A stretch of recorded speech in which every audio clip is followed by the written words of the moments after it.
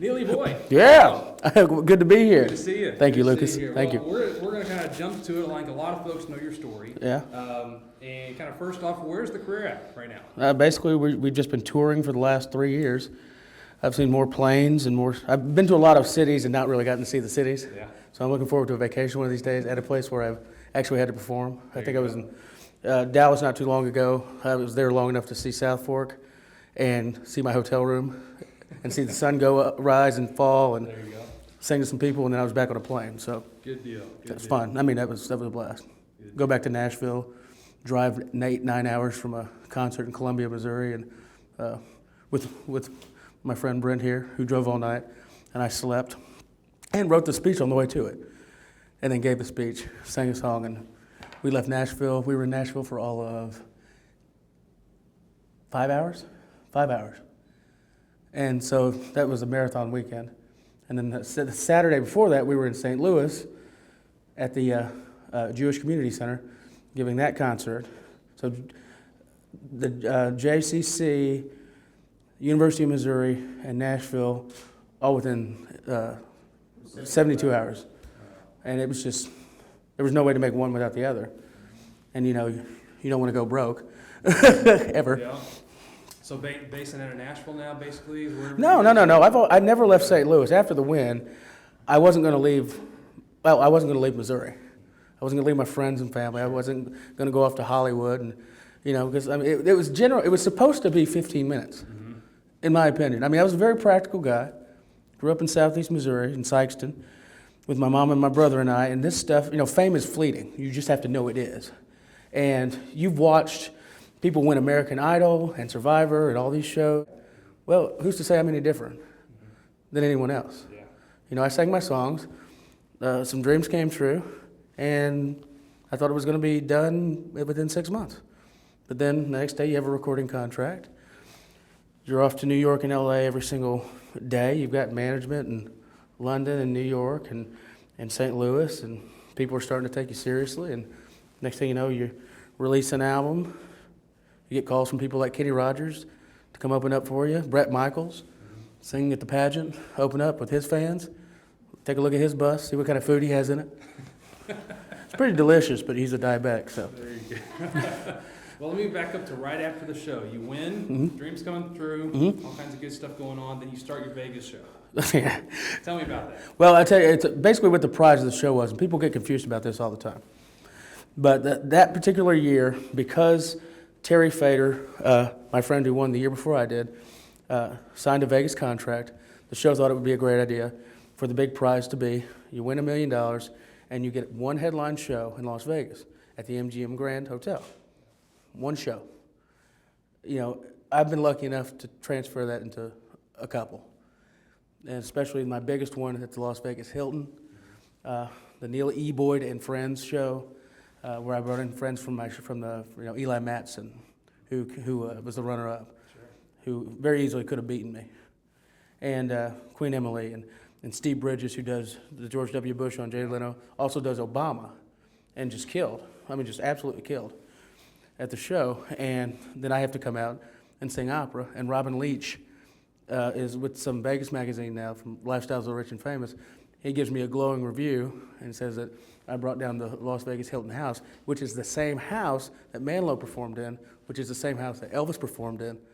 So there's this great picture of me that I took on Facebook, of me in front of a portrait of Elvis in front of a theater with my head down like this. I'm like, I'm not worthy. And he says, thank you very much, Marlo. Thank you very much for standing in for me. I'm occupied. So a lot of your friends from America's Got Talent, you still keep in touch? A lot of them. Eli. I don't talk to the judges as much. I mean, they've got their own careers, and things have changed.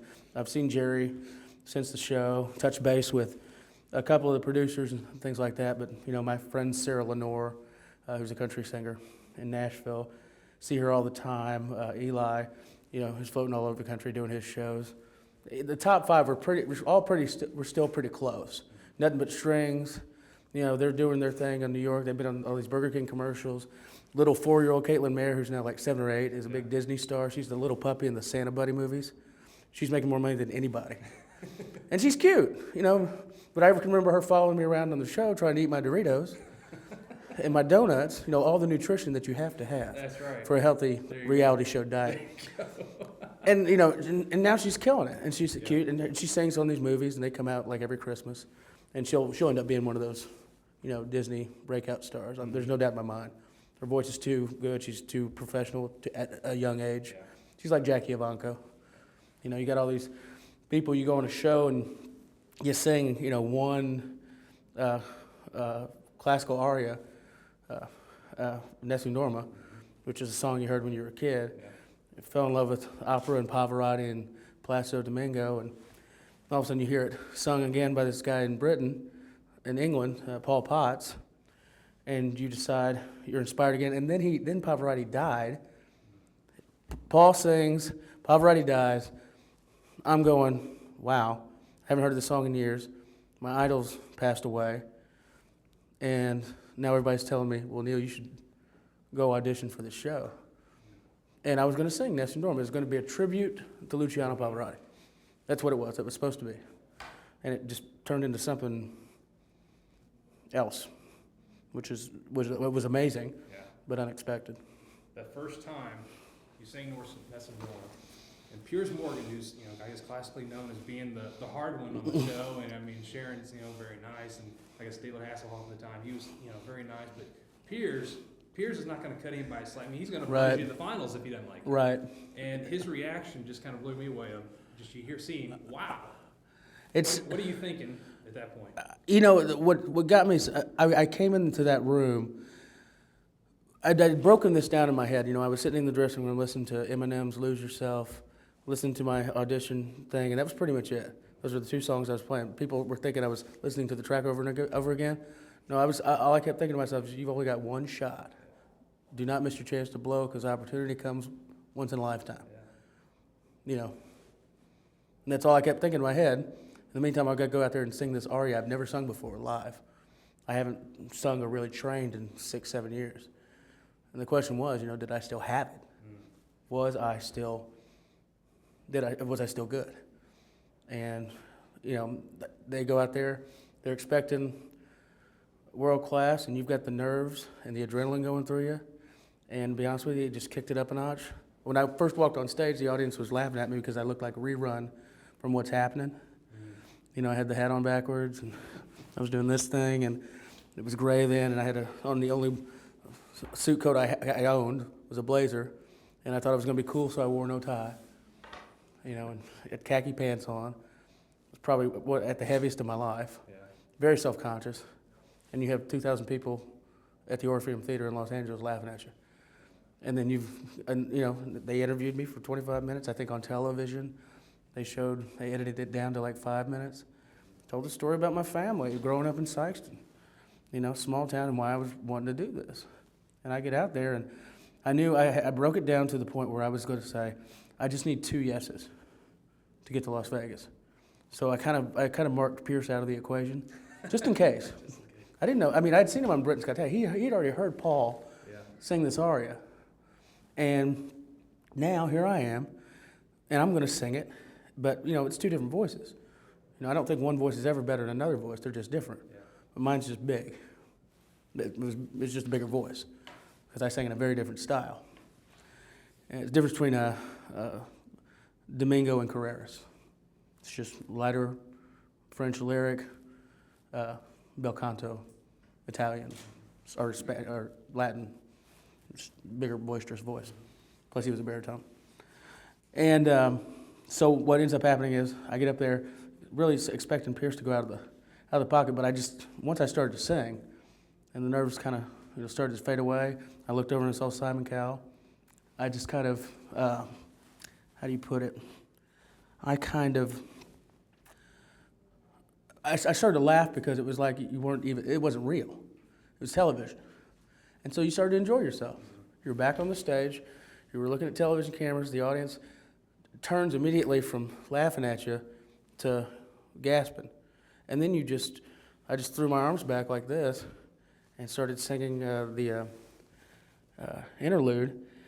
And something just took over. And I knew that I had to hit that high B with everything that I had in order to prove that not a lot of people can do that. And that there's only a few of us in the world who can do it consistently and go, go, go. And that I needed to prove to myself that I was worthy to be a part of the next generation of classical singer, even though I'd grown up on my own style. And as soon as I hit that beat, I mean, there was no technique. You know, Dr. Girk over at Southeast, or Ann Harrell over at Mizzou, or any of my old teachers, even my old high school teacher will say that there was absolutely no technique. You simply just knocked it, just hit it as hard as you could. But it rang. I mean, it was like a bell. Yeah. I was dizzy. And then when I came down, and the second I hit it, it was so loud. And that's why Piers kind of pulled back. And it was just like, wow. Yeah. And the judges were on their feet, and the audience was on their feet, and I finished the song, and all I could say to myself was, stay humble. You proved it to yourself. I didn't sing it for the audience. I didn't sing it for the judges. I sang it for my mom, and hopefully she could see how well I did on TV. I sang it for my family, my brother, my friends back home. Because at the end of the day, that's where you're coming back to. Sure. Your roots. Never forget where home is. What surprised you through this whole process here? Both from winning, obviously you thought 15 minutes of fame, you're going to go in there, you're going to sing, make people happy, right? Go home, and then things changed. But through the whole process, and even now, I guess 3 years later, what surprises you? That people still care after 3 years, to be honest with you. And that's kind of, everybody in this business wants longevity. And in order to have longevity, you have to reinvent yourself.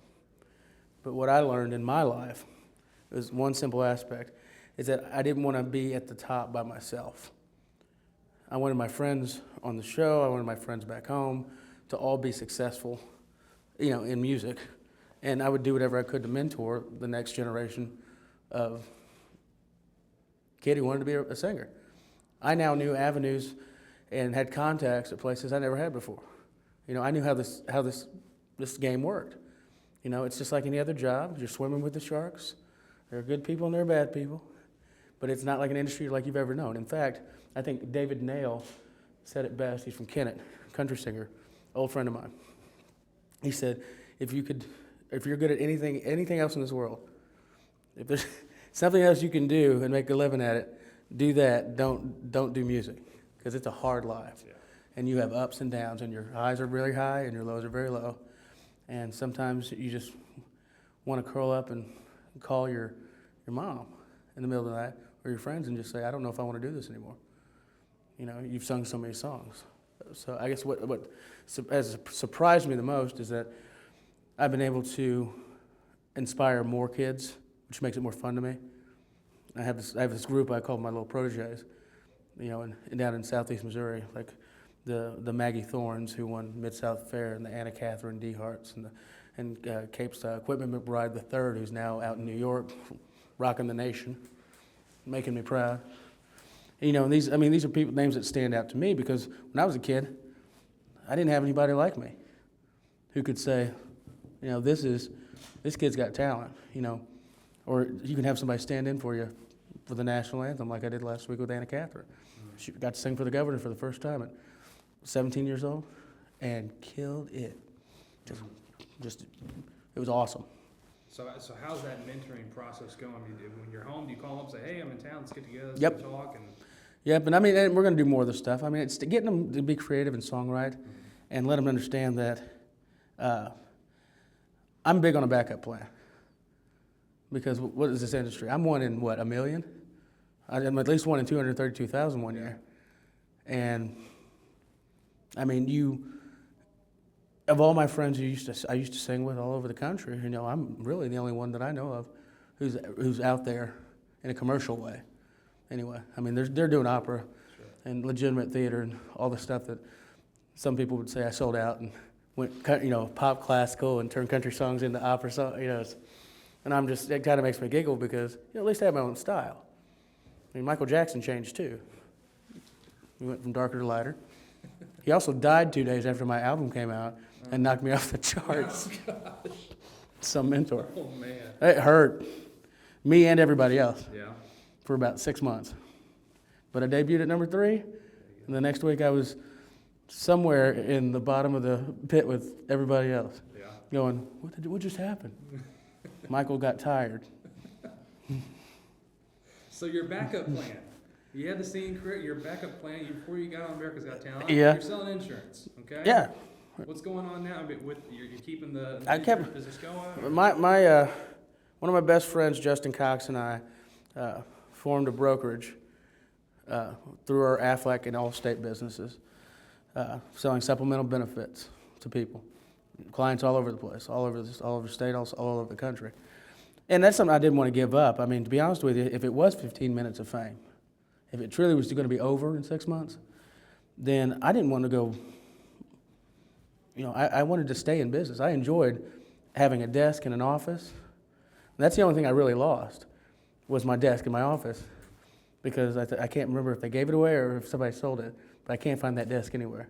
And it was just imitation mahogany, but it looked really cool, and it was gigantic. So you still got your office in St. Louis there? Actually, I just opened my office back in Sikeston, Okay. because I'm planning on coming home and doing some things. And I wanted to make sure I had an office at home. I was ready to be around my family again. So the office up in St. Louis is at Justin's firm, but I don't use it. I do all my stuff on the phone. I'm always on the road, and he takes care of the hard stuff. He's the president. I'm the vice president. I work for him. So actually, I just don't want the responsibility right now. I got to sing songs right now. There you go. Well, and in addition to singing songs, Yeah. Tuesday, you had a big announcement. I decided, it was time to put up or shut up. I'd been doing, a lot of people don't know this, but, I've got a pretty extensive political resume for both parties over the course of the last 20 some odd years. And I made a lot of friends. And they've been calling me the voice of Missouri for years, because I'd sing at every major political event, from Mel Carnahan's funeral to the Bill Emerson Bridge dedication to inaugurations of governors and big parties that were thrown for governors that may or may not have gotten the best press, but I was still there. Met a lot of stars, and I've been able to. My voice has opened the door to a lot of avenues that a normal little, African American, Southeast Missouri poor boy never would have gotten to see. But it's a pretty great little American dream story, rags to riches, and. I always think of it was great expectations. Your mentors along the way get you into the place you need to be in life. That my entire life is great expectations. Finding the father figures and the mentors to get me to the next level. Because, I read Dale Carnegie's How to Win Friends and Influence People in the 6th grade. Why? Because I wanted to be popular. Go to the dance.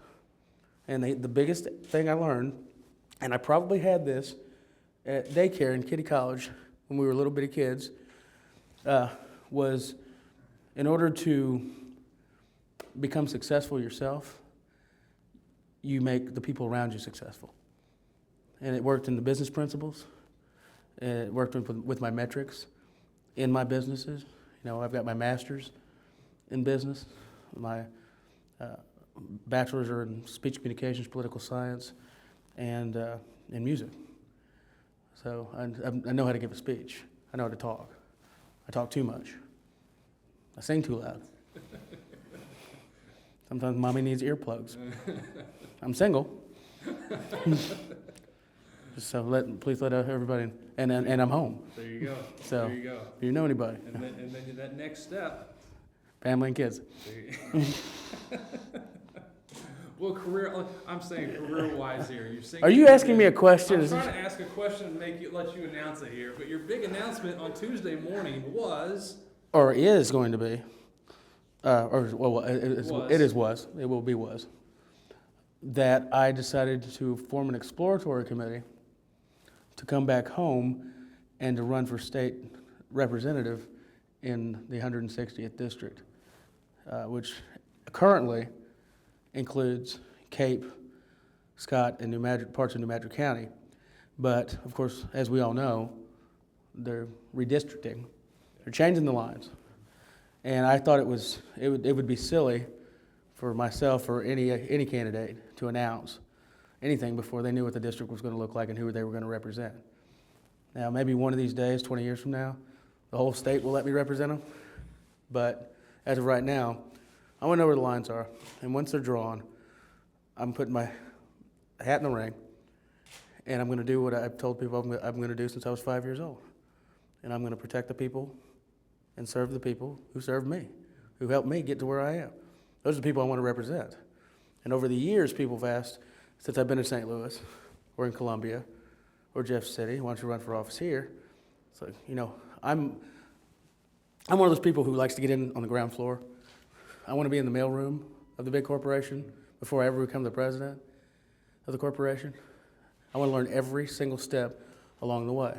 And, they say with your name recognition, why don't you run for a statewide office? Well, to be honest with you, I want to know what the job entails first. I may get done with 2 years as a state representative and say, this isn't for me. But I doubt it. I really do. But, my political resume, which no one's really ever paid attention to because I don't really talk about it all that much. It's just something I do. And some people go out and they get a part-time job. Some people go out and do hobbies. My hobby was politics. My part-time job was politics. When I wasn't singing at a church or in college trying to make money, scrounging, doing stuff like that, I was in Senator Bond and Ashcroft's district office with Tom Schulte. I was at the HRCC. I was helping out Team Emerson. I was putting up yard signs for Bill Emerson when I was 8 years old in a 1-block square radius because Mom wouldn't let me leave the neighborhood because she was afraid something would happen to me, and I was on my bike. And she didn't want me to leave the yard, but I just stick them all in my yard. But, I was always doing that stuff. I went to do the Center for the Study of the Presidency, Young America's Foundation out in D.C., Leadership Institute. And then I got my internship in Jeff City, and I started working for people like Paula Carter, Democratic St. Louis, who was head of the Black Caucus in the House when they were still in the majority in the 89th General Assembly. And met with Senator Curls, who was chairman of the Black Caucus in the Senate. And that's when I started to realize that, the state was diverse. And you always want to be in a position to where you can speak to the people in power who can affect change and make decisions, regardless of their party. Because, you get on the commissioner level down in Southeast Missouri, everybody's Democrat. But statewide, everybody's Republican. Or you go overall statewide, and you've got a majority Republican. And I've worked in the House when it was all Democrat. That was the 89th, and then after that, term limits kicked in, and then Republicans swept, and they've been there ever since. What was this, 98, 2002, something like that? And so I've known all these political leaders my entire life. I was the chair of the College Republicans. And as I ascended, politically, I thought ultimately what I wanted to do was, after my internship, was to quit music and become a legislative aide or run for office even way back in the day. Didn't matter to me, what party I ran as. But ultimately, I was always a conservative. You can't shake, I wear it on my sleeve like I wear my faith on my sleeve. It's just something that's a part of you. It's not something you have to fake or tell people about, really, to be honest with you, at this point in my life. Reared in churches. That's where I sang my songs. My faith is very deep. And, that's about as much as I'll say about it. Other than the fact that if anybody ever wants to talk about their faith, see you Sunday. Let's just go out there and do it and to help people. And both parties want that. I know they do. It's just sometimes, people, what did the tornado care what party the governor was when it ran through Joplin? And when the floods are happening, who cares if you're a Republican or Democrat? Who's going to help try to save the levees? Or what are we going to do with the farm, or discuss what's going to happen to the farmland after the water goes away? I was sandbagging in 93 and 95 in Southeast Missourian Cape. I wasn't as effective as some other people, but I was a big chubby kid, and it was hot. But you had water splash on your face. But So I've been a big part of everything. I never left Missouri because I love Missouri. I've written songs about and poems about Missouri. I wrote an anthem about Missouri, which I'll pitch to the governor. I've been appointed to 2 workforce commissions by both the Republican governor, Matt Blunt, appointed me to MTech after he invited me to sing as the Voice of Missouri at his inauguration. MTech, Missouri Training, and I believe Education Council, which then became MoWeb, Missouri Workforce Investment Board. So after Nixon succeeded Blunt, then Nixon appoints me to a new commission overall. So all of a sudden I have these 2 commissions within like 2 or 3 years from 2 different governors who both see me as a leader in Missouri and have known me my entire life. They've watched me. It's not like, and I don't try to be polarizing or threatening. I don't try to push my opinions down people's throat, but I have this amazing ability to bring people together. Even if it's just for a concert, I can still get people in the room, whether they like each other or not. They like me. And that's the kind of skill and mindset when it comes to something. It's like being speaker and having access and influence to grow your town. You know, like trying to think of the speaker forever before Steve Gall, or was it Gene Copeland? Maybe, I can't remember. But the guy was speaker for like 20 years, you know. So his community flourished, because that's where the money went. But he also had the contacts. And the contacts is not something that I'm going to have to develop. It won't come as difficult for me on both sides of the aisle as it would for a candidate who may or may not be from the district and may or may not know anybody, or whose personality may be abrasive. You know what I mean? It's just not me. People want to meet me, and I want to meet them. I don't know how many times I've been in a situation at a CD signing, and I will not leave until everybody's gotten that signature or CD. Or I go to a game and get flooded by kids, and I will not let one kid go away without at least having me sign something or say something or tell me what they want to be when they grow up. It just happened the other night in Dexter, the other night in Cape Girardeau, as I float to all these Friday Night Lights games, because I'm pretty sure that Sikeston can take care of their own for right now. They seem to be doing pretty well.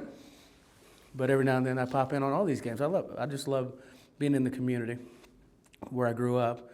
And these little kids have heard the urban legends. He grew up poor. Oh, you know, they had no money. They walked uphill both ways. His mom carried groceries in high heels. They had no car until he was 16, which is a true story. These aren't really urban legends, but maybe there were no hills in Sikeston. So the walking wasn't so bad after all.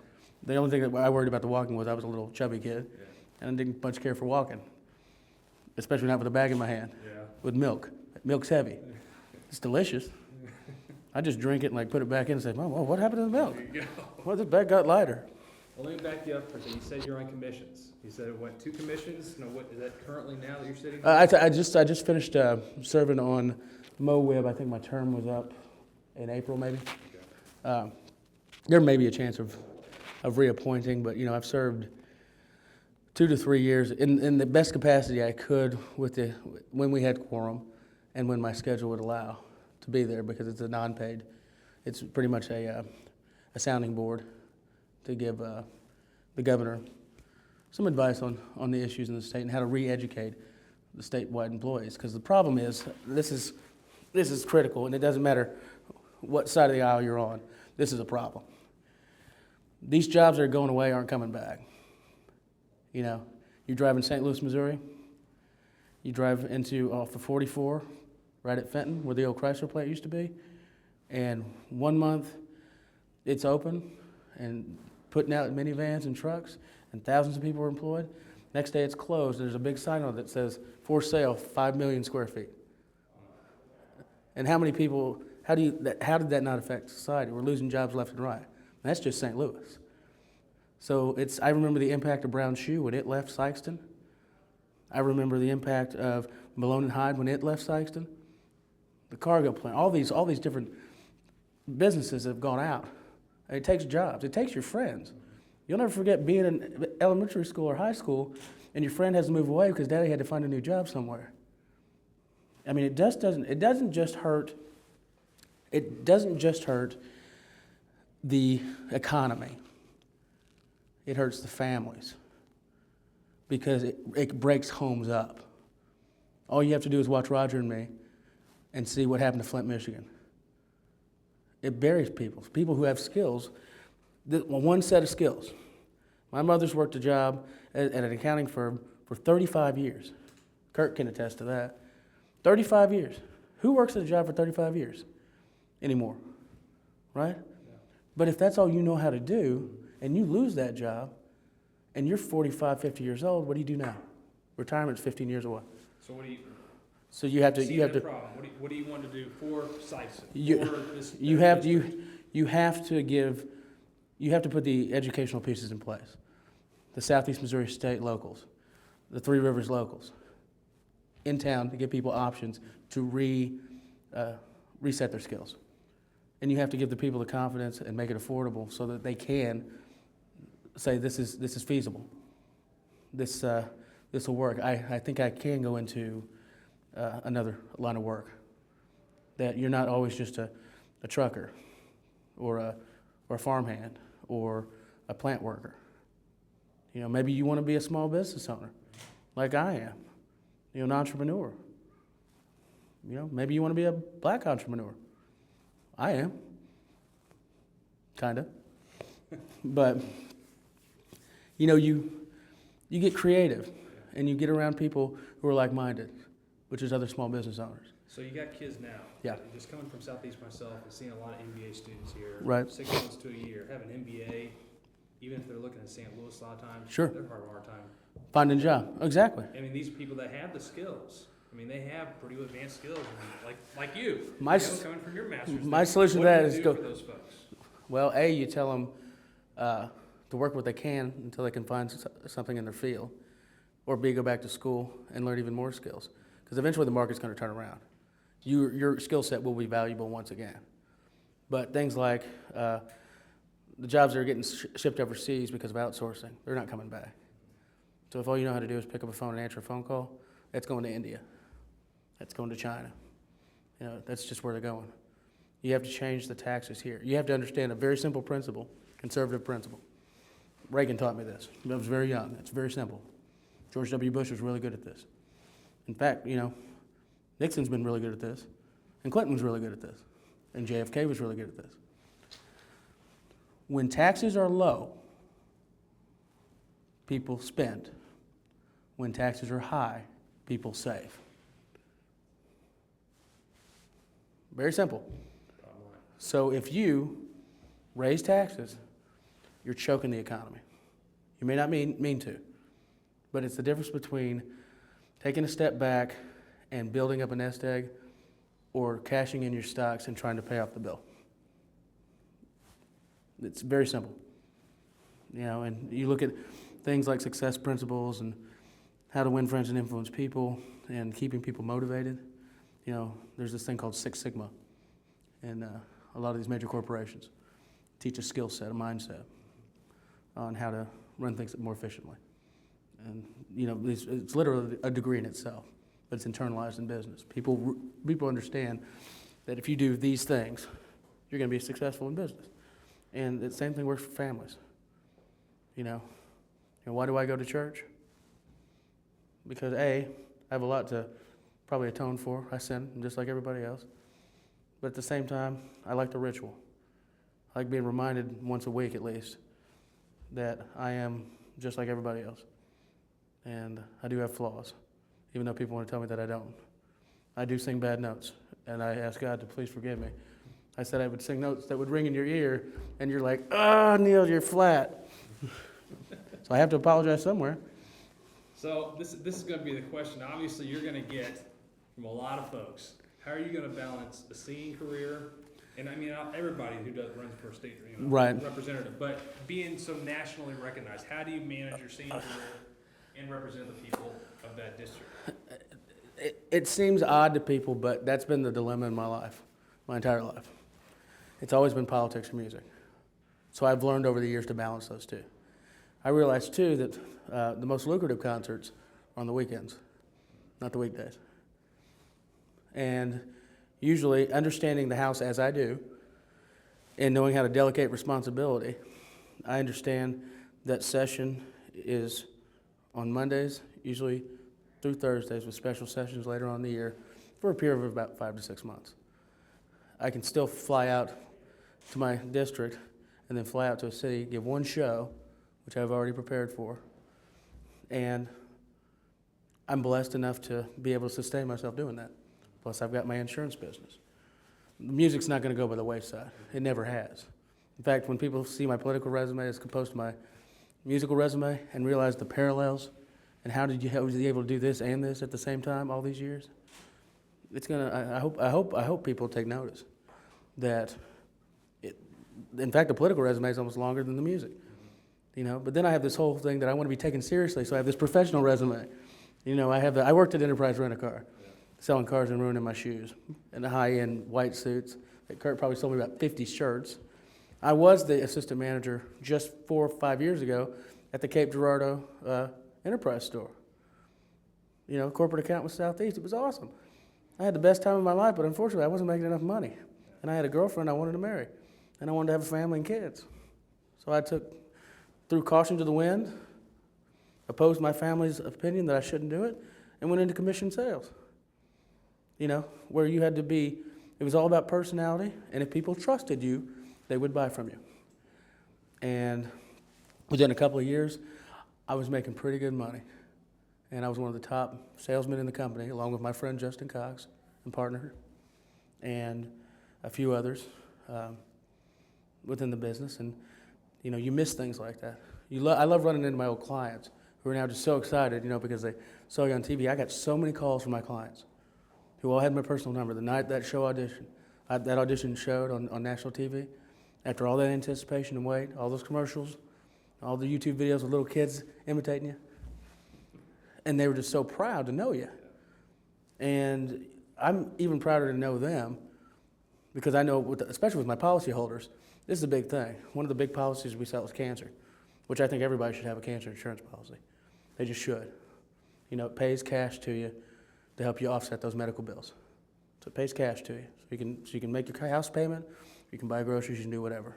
That's the way most of these supplemental benefits work, whether it's Aflac or Allstate. And people having this little piece of security, which is what I kind of provided. Of course, I'll streamline to a regular point, but it's you taking care of people who take care of you. They help me feed my family, which is basically me and my mother and my brother, but they're not eating off my plate. I buy my own Doritos.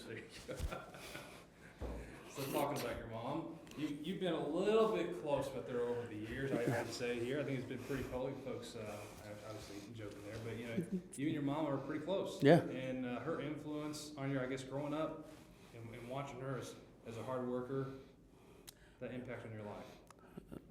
The question more or less, how was that impactful? Yeah. Well, I mean, you have to understand, I know there's not a lot of families, even a lot of my friends. I could count on my hand how many of my friends have really close relationships with their mother and father. But when you grow up with a single mom that you never see because she's working all the time, and you've got a brother who may be a little bit resentful because he remembers your father, he was with him long enough. But me, I never knew my father in the beginning. I know him now. He looks just like me and sings just like me. Too bad he didn't audition that year. Oh, well, Daddy, you missed out. But, she had to be the mother and the father. And she got real wise real quick. When she's trying to protect her 2 interracial sons in 1970 Sikeston, Missouri. Not a lot of trust involved. You don't know what's going to happen if someone's going to try to hurt your kids because, there was the west side and there was the east side. There was the black side of town and the white side. It was very much racially divided. And to this day, still kind of is in places. It's better.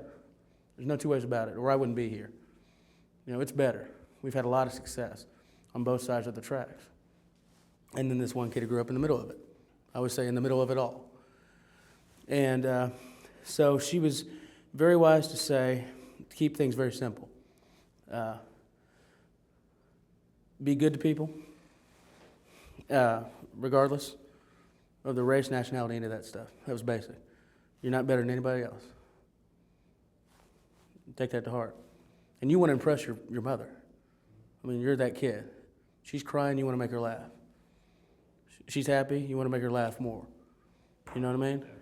Take care of her. She's going through some stuff. You're not quite sure because of your age what that actually is, how bad it is, how much it hurts her not to have my father around, how much it hurts her not to be able to see these kids that she has.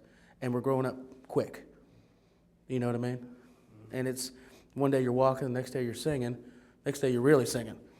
You know, your brother's writing, and now he's playing sports, and now he's really playing sports. So you've got these two kids growing up, each with their father's talents, and no one to share it with. And she's got to harness the skills, because Dad's got it in the mindset, but Michael and I, my brother, you know, we knew what to do, instinctively knew what to do. And the biggest thing to do was impress your mother and let her know, hey, it's going to be okay. You know, we'll take care of you for the rest of your life. You know what I mean? You're never going to be alone. Yeah. And if she wanted to go get married, she would have. And had another husband and added to the family, she would have. But that's not what she wanted to do. So she ended up raising two very strong men and deserves every ounce of respect. And I got my moment to do it on national TV. And I brought her out to Los Angeles. My friends in the community snuck her out there. She had no reason. She just thought she was going to sit and watch the show. And I remember this song called Mama that was written for Il Divo, which is this opera rock star group, just four ridiculous tenors. Hate them. I love them. And I got to, you know, be around them and hang out with them and perform. But it's been fun. But, you know, so I take their song Mama, turn it into more of something that would be more a culture to what we would listen to, you know, a softer classical that would maybe work in the Midwest. And now that I knew what my market audience was, basically country music fans. So I knew at this point, after seeing the research and working with it, this is how I was going to do it. And they bring Mom in out to LA, and I come on at this point. This is my third live performance, and they've now dressed me up to look the part. You know, the hat has gone to black, and it's back. And I'm on the stage. I got this black suit on, and I'm looking really, really sharp. Like, for the first time in my life, I feel attractive. You know what I'm saying? And Sharon called me handsome that night. Yeah. And I'm like, what up? It's on YouTube. It's a true story. But so I get on the stage, and they wanted to sit Mom right in front of me because they knew I was a crier. Mm-hmm. And I would get all emotional. And to be honest with you, they wanted the drama for the television show. Yeah. And I had the producers move her to the end of the row. Maybe Jerry could say something to her or something like that. And what happened next was completely unexpected.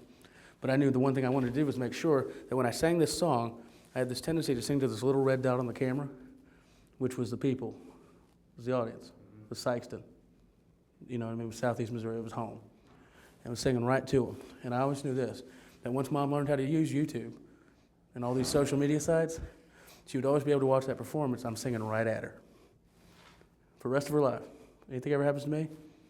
And then for Pierce to say what he said, I don't want to talk to you, Neal, I want to talk to your mom. My mom was speechless. Not that she would have said anything anyway. Yeah. She's too busy going, oh, now they're going to make a fuss about you. Oh, my son, yeah, he can sing. I've been telling people that for years.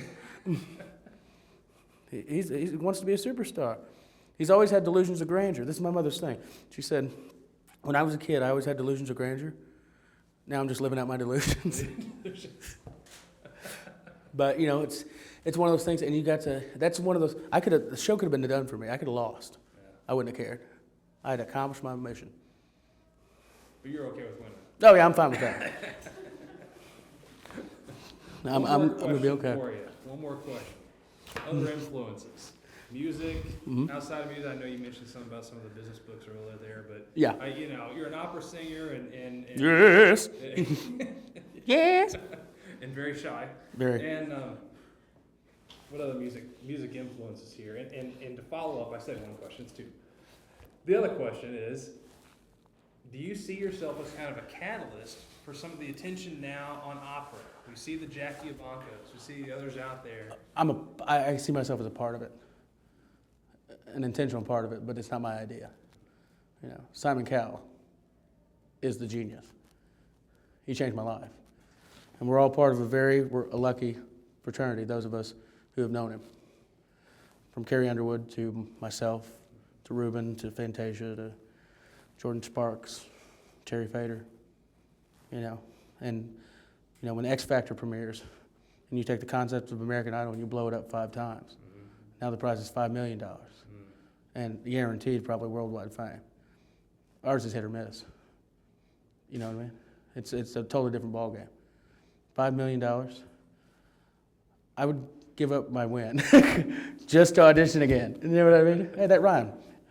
I mean, if the song fits, I must go get it. So you're gonna come on there and do a special for I wish. Before that? I wish. Any calls to go back on America's Got Talent for a special? Well, they've talked about it, but the problem is I'm too busy right now. Yeah. I was supposed to, this was all supposed to be done in 15 minutes, remember? Yeah. It was supposed to be done, but it won't go away. Our interview can't be done in 15 minutes. I know. I'm a talker. But, bottom line, just to get synopsis, I appreciate people who've helped me out over the years. I'm thankful to Simon Cowell, like I'm thankful to my godfather, Dan Norton, or the guy who raised me, Robert Taylor, or any of these mentors I've had over my life. I'm loyal to the people who've helped me out. I'm loyal to Kurt, over at Guys Big and Tall, who in 1996, when I didn't even own a suit coat, came over to the university when I was running for student body president and put a coat on me. And he's had my business ever since. That was almost 20 years ago. And there's no way I could fit in that coat now, but I'm getting there. I'm getting back to it. There you go. I am. I'm losing weight. I'm down 100 pounds. I've got to be able to walk the streets and shake hands and kiss babies, or shake babies and kiss hands. One of them will work. Something like that. This isn't right. He won't even grip. Neal, thanks. Good to see you. God bless you. Take care. Thank you. Oh, actually, I told you I'm still rolling. Oh, yeah? Get out. Well, let's talk about it. Friday Night Lights. Let's talk about that for a second. Now, here's one of the things I did, because, I had the gallbladder surgery, so I had to spend some time, getting... When was this? February. Okay. But it led to a couple complications, and I was like, great, I'm in the hospital, for 2 weeks, and now we were supposed to go to Moscow, so we had to reschedule that trip. So I did that, and so I learned to love House, and Friday Night Lights, and How I Met Your Mother, and 2.5 Men, and CSI, and NCIS, and is it CSI New York, with Caruso? Let me see your glasses real quick. Let me do my Caruso. This is David Caruso, the actor. And he's like, how does he do this? He goes, it's like, oh, it looks like it could be a terribly violent, there could have been one person or something like that. And he's always got these shades on. He's like, maybe it's too late. And all of a sudden you hear, wah! You know what I mean? Or something. He's always got the line. It's like, give me a cliche line. 2 in a hand, or 2 birds in a hand. It's worth 1 in the bush. But Friday Night Lights. Thank you, Brent.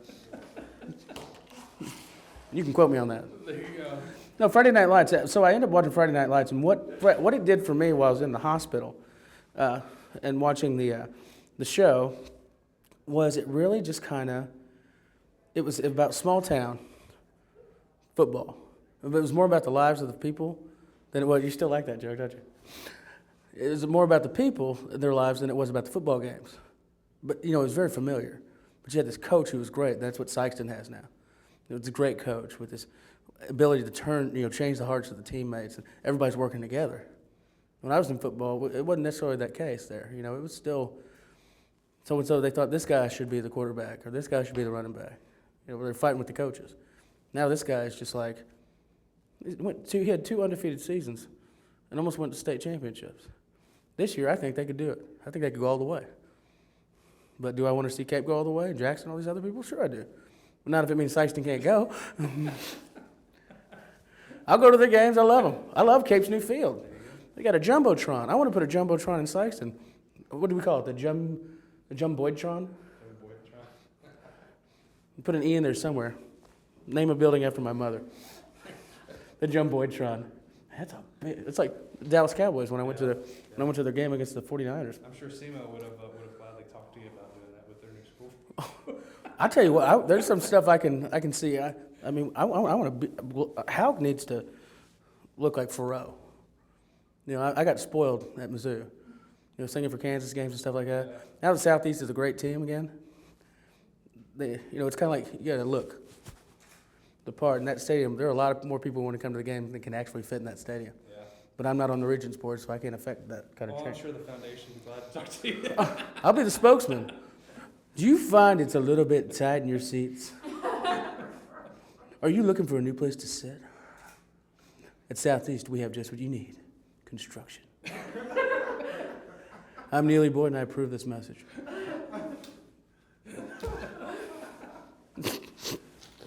But you know, there's all sorts of things. I mean, there's a lot to change. I mean, the River campus, need to just call that thing conservatory, and just stick your nose up at all the other schools and go, nah, look what we got. Have you seen this game? I sang at Bedell. That's a better hall than Carnegie Hall. That Shock recital hall is probably one of the best things I've ever sung in the world. You know what I mean? I've been in Italy. I sang in the Vatican. I know exactly what it sounds like. You know, I sing, whoa, whoa, and all of a sudden they go, silencio, silencio, please, and they knock that stick on the ground. Yeah. I mean, I've been in the Parthenon. I've been, sang out by Trevi's Fountain, and these big halls that were, in the Coliseum, and just singing, and it's like bouncing. It's like a shower. You know what I mean? It's like the linoleum hallways of junior high where I got in trouble singing like Pavarotti, and got sent to the principal's office and was told by the choir director, either you join the choir or you get a year's detention. I was coerced. I was blackmailed. Blackmailed into. And I'm going, this isn't right. That's why you all want to run for state representative. I want to right the wrongs. Save the society. No kid should get detention for a year. There you go. And then I remember running for freshman class president, or sophomore class president.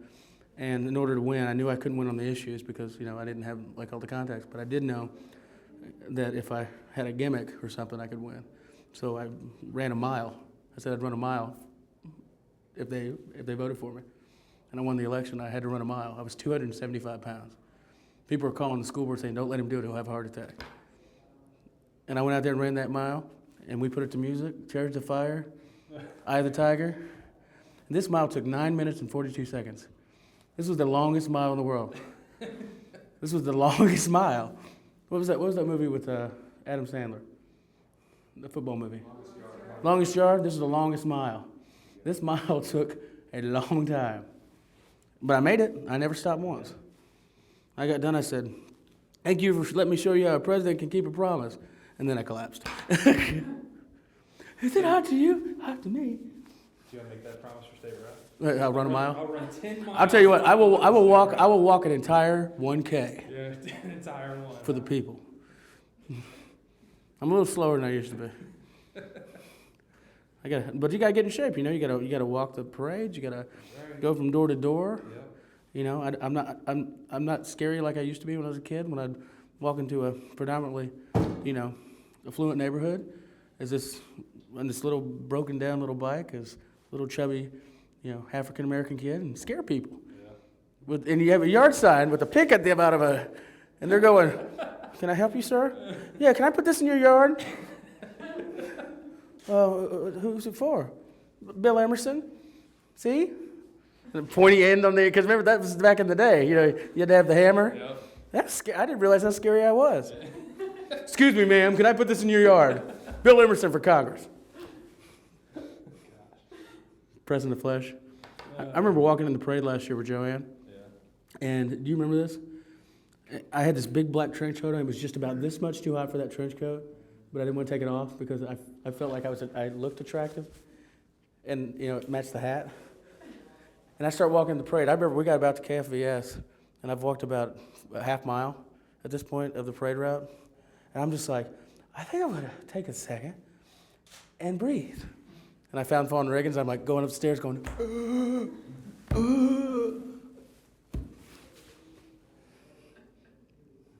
Or it could have been like the time I was, I better not tell this. No, yeah, I'll tell it. Because it's funny. Took an Aflac trip, won this Aflac trip to D.C.